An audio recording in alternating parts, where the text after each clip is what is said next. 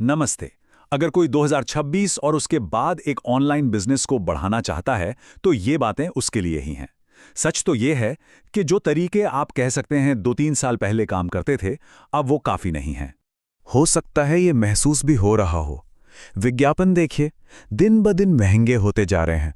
हर तरफ इतना ज़्यादा कंपटीशन है कि टिकना मुश्किल है, और लोगों का ध्यान खींचना, वो तो और भी मुश्किल हो गया है। ऐसा लगता है जैसे कोई एक ऐसी दौड़ में है जिसे जीतना लगभग नामुमकिन सा लगता है। लेकिन यहाँ एक अच्छी खबर भी है। अवसर आज पहले से कहीं ज्यादा बड़े हैं। बस शर्त यह है कि सही खेल खेलना होगा। पुरानी चुनौतियों के बावजूद अगर अपनी रणनीति बदली जाए तो इस भीड़ से बिल्कुल अलग खड़ा हुआ जा सकता है।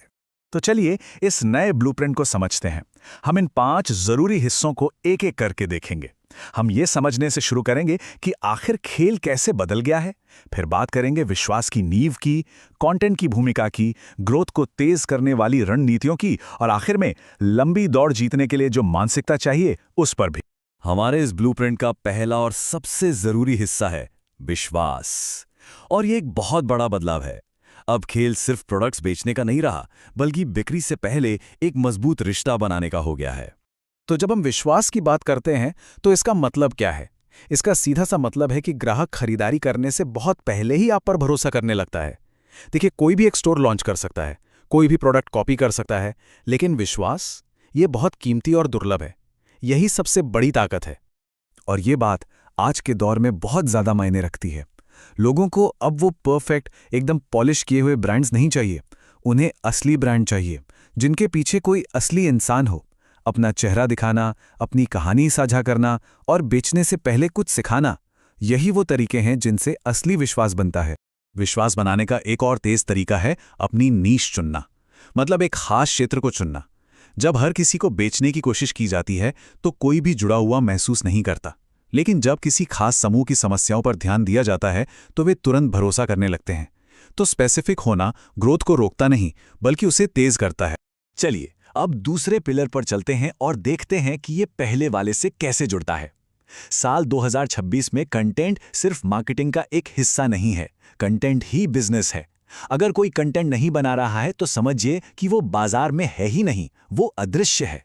आपका कंटेंट आपकी 24 घंटी काम करने वाली सेल्स टीम की तरह है। और कंटेंट के दो पहलू कैसे एक साथ काम करते हैं, इसे समझने का एक बेहतरीन तरीका है। जो शॉर्ट फॉर्म कंटेंट है, जैसे रील्स और शॉर्ट्स, वो एक दरवाजे की तरह हैं।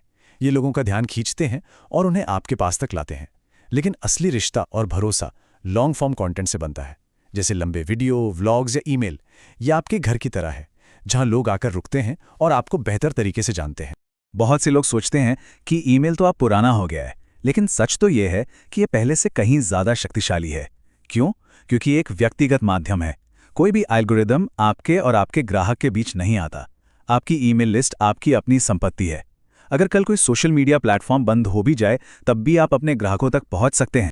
अच्छा, विश्वास और कंटेंट की नींव रखने के बाद अब बात करते हैं उन रणनीतियों की जो असल में ग्रोथ को रफ्तार देती हैं। देखिए, यहां-वहां कुछ पोस्ट कर देने से या किस्मत के भरोसे बैठने से अब काम नहीं चलेगा। 2026 का खेल सिस्टम बनाने का है। एक ऐसा सिस्टम जो अनुमानित, लगातार परिणाम दे सके। बहुत समय तक सफलता का पैमाना ये संख्या हुआ करती थी कि फॉलोअर्स कितने हैं। लोग लाखों फॉलोअर्स के पीछे भागते थे, भले ही उनमें से ज्यादातर शांत दर्शक हों जो कभी कुछ खरीदते ही नहीं। लेकिन अब खेल पूरी तरह बदल गया है।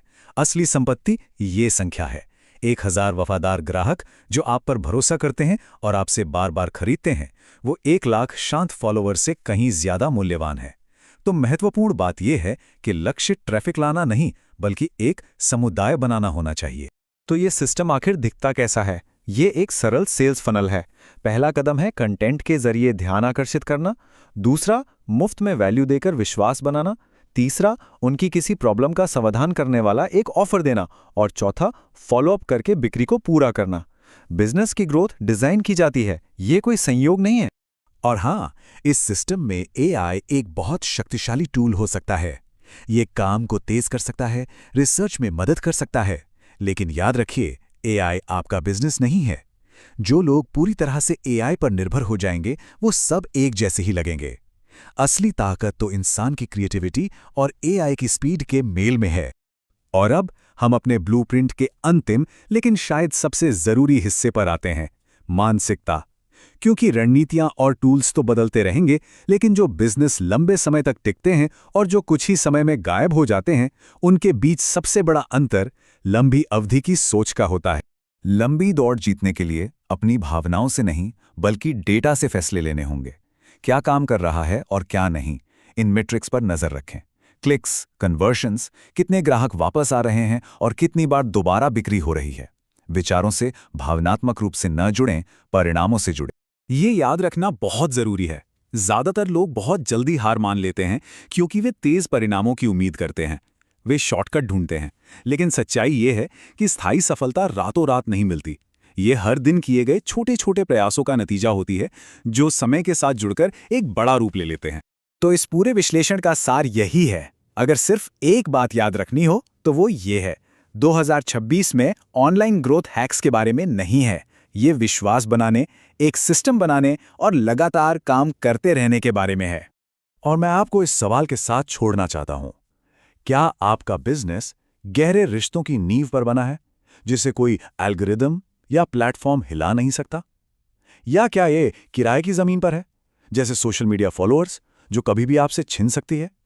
इसका जवाब ही आपकी लंबी अवधि की सफलता को तय करेगा।